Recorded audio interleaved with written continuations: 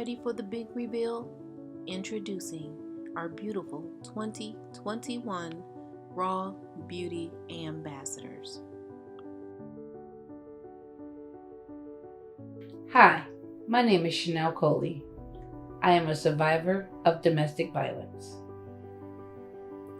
When I was younger, my father, who I loved, and I was a daddy's little girl, he showed me a side of him that I would never thought I'd ever see. He became a monster overnight. He abused my mother and almost killed her.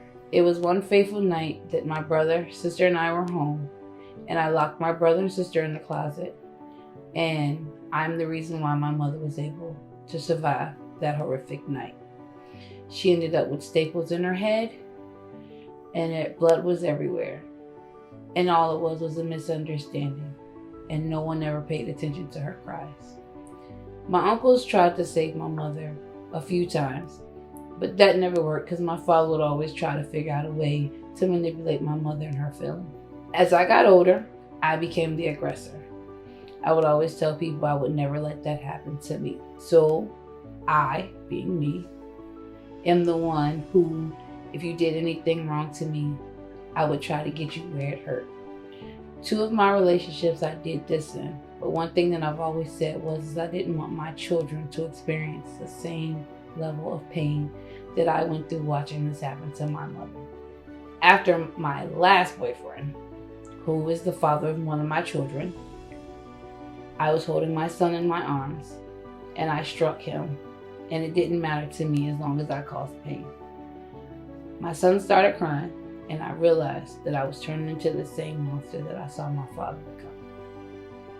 The reality of it is that a lot of times the children are the ones that aren't heard. Being children of domestic violence, we go kind of unnoticed. We come with the package deal. Unfortunately, some of us end up with more problems than we started with. Some of us are able to grow from them. So that's one reason why it's always that important to me. So up until last year, my children never saw domestic violence. That was one thing that I've always shielded them and protected them from. And I've always told them, you love people regardless. Everybody's different. When they would see certain situations, we would talk about them. My son's father, unfortunately, has a mental illness and lashed out at me one day. And I wasn't backing down because I'm that strong-willed. And it was like, you're not doing this, and my kids have never seen this. So I sent them in the house. And I was like, you need to let us go. Like, don't hold us here hostage. And it bothered them. It really did. It bothered them. And I had to explain to them that although he loves us, he's not in the best place of where he's supposed to be. My son takes it the hardest though, because that's his father. But they know and they understand that I'm a very strong-willed person. And my daughter being the oldest, she's heard the stories that my mother would tell about my father. So she kind of has a little bit of a better understanding as to what she has seen herself from various situations. My grandmother, I love my grandmother to death. I miss her so much. But my grandfather, so my father and my grandfather respectively were 6'4", 6'5". What? Yes. And the women are short. The women are short. And my grandmother retaliated against my grandfather a lot faster than what I ever saw my mother retaliate against my father. And I've never seen a 5-foot person. Still to this day cannot figure out. She pulled a shotgun out on my grandfather right behind me. And I'm like, I don't know where the shotgun came from. Don't even know where she put it afterwards. But he went to strike her. And she popped that shotgun and said, Samuel, I'll kill you dead if you step any closer. And it was like, and what do you do? You know, and I just sat there and it was like, okay. And it was a couple of years after my father did what he did. And it made me realize, oh, y'all men are crazy. So, and I feared for my brother because he's the next male. And it was like, oh, I hope you don't turn out like him. Needless to say, he does have some tendencies, but it's not as bad, thank goodness. But it's just, I had to grow up real fast, because I took care of my brother. I had to hide us from CPS. Till my grandparents finally were able to figure out how to get to us, because we had no phone, no electric. But I would be able to get to the mailbox faster than my father could to get the food stamps and go to the store and get me and my brother food every day. The one place, ironically, CPS never looked for us was at school. They never looked for us at school. From what they told my grandparents when they figured out that we were going to school every day, they didn't think that us being black kids, we were still going to school. Because we were I was one of 5 black kids in my grade. Whoa.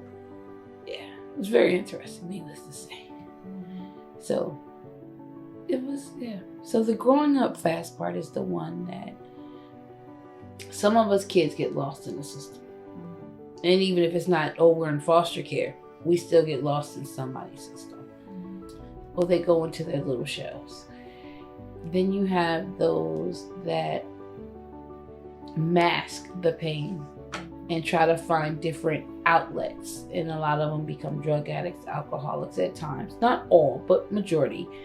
And then you have the ones that just repeat the cycle. And then you have those of us, and I say us, that realize that this isn't the cycle that we want. And it's never a completely adapted trait or situation. It's just sporadic here and there. And then it's realizing and recognizing what it is when it happens. Unfortunately, a lot of people turn a blind eye. And unfortunately, sometimes the system is not built for domestic violence survivors or persons, families. It depends on who you get. One of the cops that came to our house was like, oh, whatever. And the other one was like, wait a minute, dude, there's a problem here.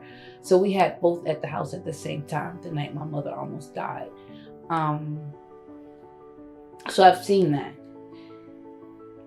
If you can help.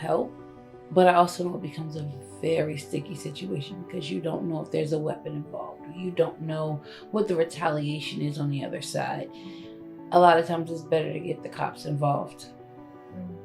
To get at least, sometimes if the parents or the parent isn't strong enough to get the help that they need, somebody's going to eventually pay attention to those children.